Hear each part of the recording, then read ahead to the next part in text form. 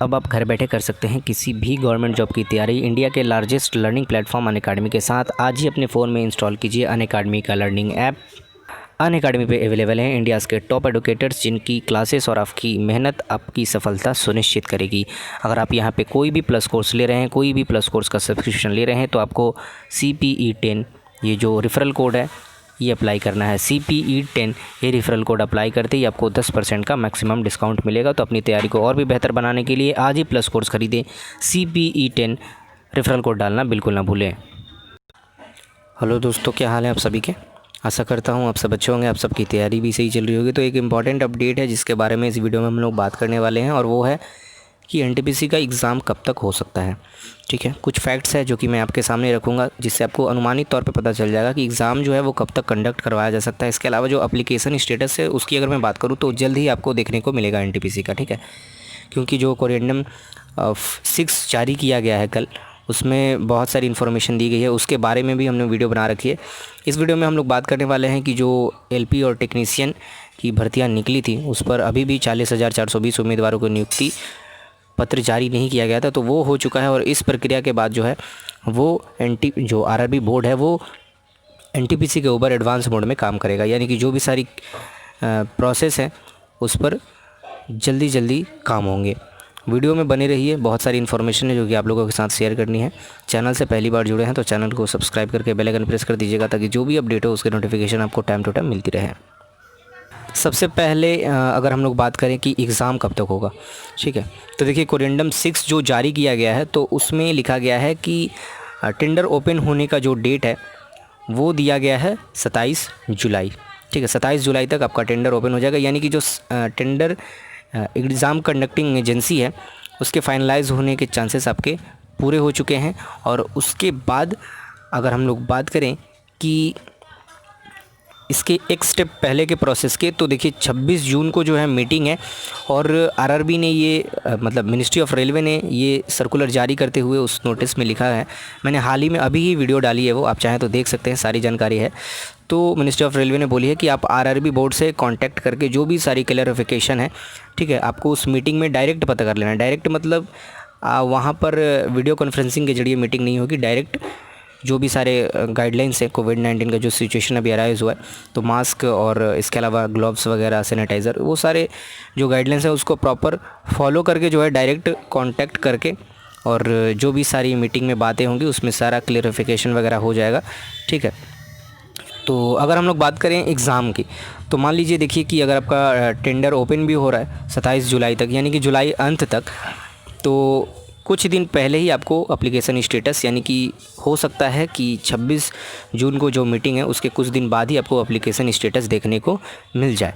ठीक है, अगर हम लोग बात करें एग्ज़ाम की, ठीक है, कि एग्ज़ाम आपका कब तक हो सकता है, तो देखिए सबसे पहले तो अगर टेंडर ओपन हो रहा है जुलाई के एंड तक, तो उसके बाद जो जिसको भी नियुक्त किया गया है, जिस भी एग्ज़ाम कंडक्टिंग एजेंसी को, तो वो पहले पेपर बनाएगी, सेंटर अलॉट करेगी कि किस किस सेंटर पर कहाँ जो आपका एग्ज़ाम वगैरह है कंडक्ट करवाया जाएगा। इसके अलावा तो ओपन टेंडर जिसको भी मिल रहा है और जो भी टेंडर फाइनलाइज़ हो रहा है जो कि एग्ज़ाम कंडक्ट करवाएगा जो एजेंसी, तो सबसे पहले तो सेंटर वगैरह जैसे मैंने आपको बोला अलॉट करना पड़ेगा। उसके बाद सबसे बड़ी जो बात है वो है इतने लोगों के लिए पेपर बनाना विथ आंसर की। ठीक है, पेपर उतने लोगों के लिए बनाना मतलब TCS के अलावा पॉसिबल नहीं है। देखिए एग्ज़ाम अब कौन लेता है, किसको टेंडर मिला है ये तो पता नहीं है, लेकिन जल्दी इसके बारे में घोषणा की जा सकती है ऑफिशियली। और अगर हम लोग मान के चलें तो जुलाई के एंड तक, एक मिनट,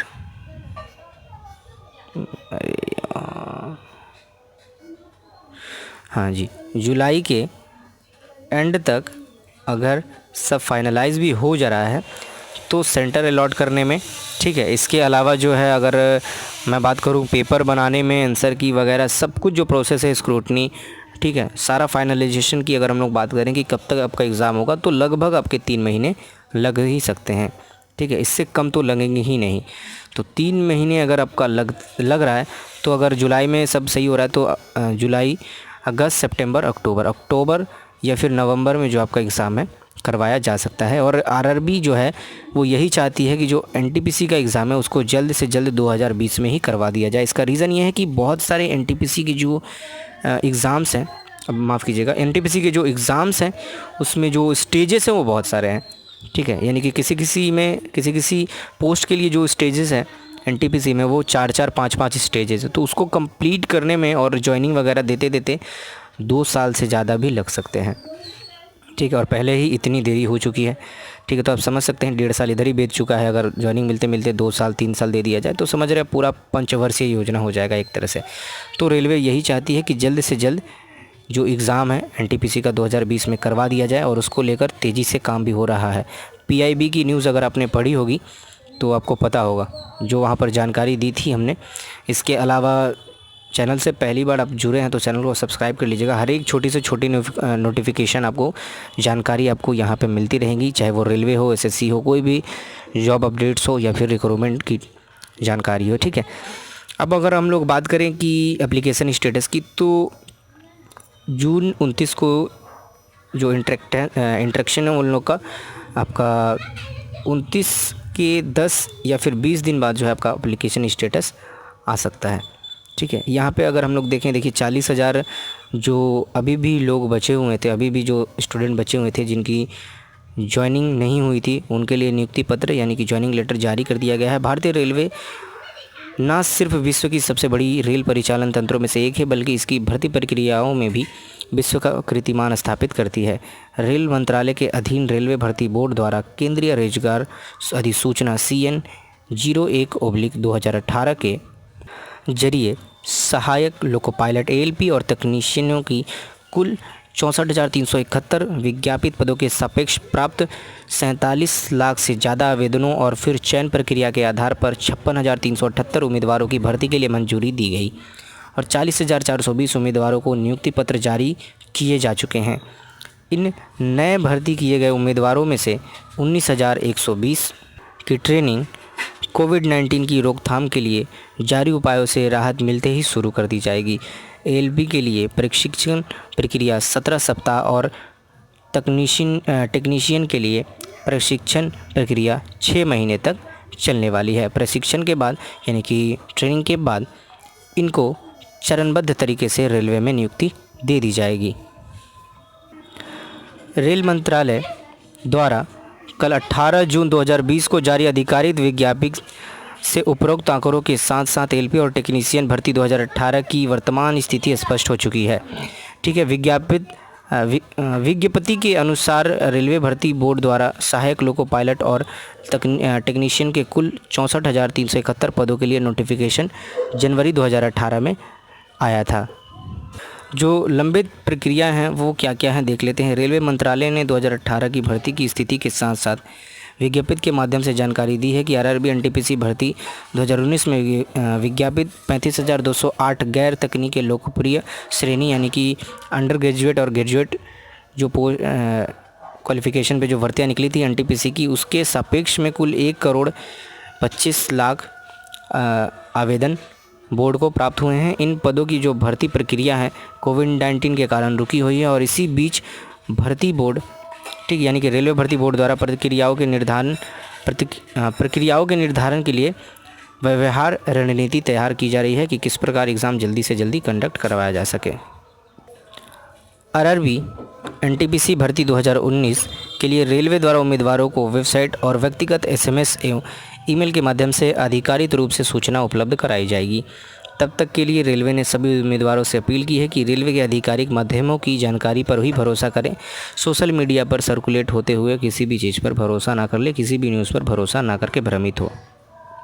तो दोस्तों यही एक भर्ती बाकी थी आपकी ALP और टेक्नीशियन की, जिसकी नियुक्ति पत्र यानी कि ज्वाइनिंग लेटर जारी कर दिया गया है जो भी कैंडिडेट बचे हुए थे। और अब जो है अब रेलवे जो है NTPC पे पूरी तरह से लग चुकी है कि जल्द से जल्द एग्ज़ाम कंडक्ट करवाया जा सके। मैंने उसका रीज़न भी आपको बता दिया कि क्या सारे रीज़न है, ठीक है। और मैंने आपको ये भी एक अनुमानित तौर पे बता दिया सारे फैक्ट्स के साथ कि कब तक जो आपका एग्ज़ाम है वो हो सकता है।